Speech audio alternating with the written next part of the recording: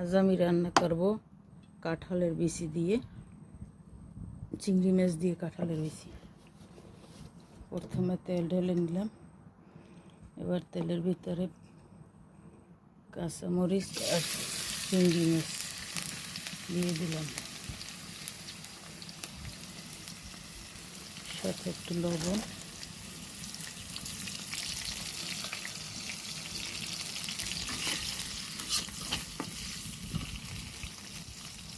চিংড়ি মাছটা একটু ভেজে নিয়ে তার ভিতরে দিয়ে দেব পেঁয়াজ বাটা, রসুন বাটা, জিরার গুঁড়া, হলুদের গুঁড়া, সামান্য একটু মরিচের গুঁড়া। মশলাটা একটু ভালোভাবে কষিয়ে নেব। এদিকে কাঁঠালের বিচির খোসা ছাড়িয়ে ভিজিয়ে রেখে উপরের লাল আবরণটাও তুলে ফেলছি, একটু রয়েও গেছে। আর সাথে একটা আলু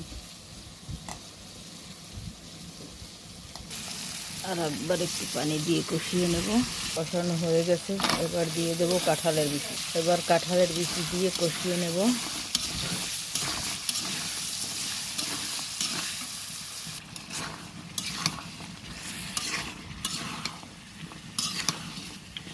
নিচের মিনিট এভাবে কষিয়ে নেব কাঁঠালের বিচি। আর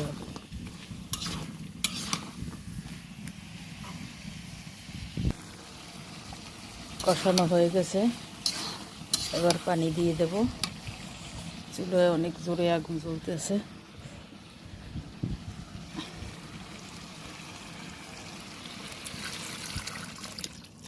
এবার ঢেকে দেব।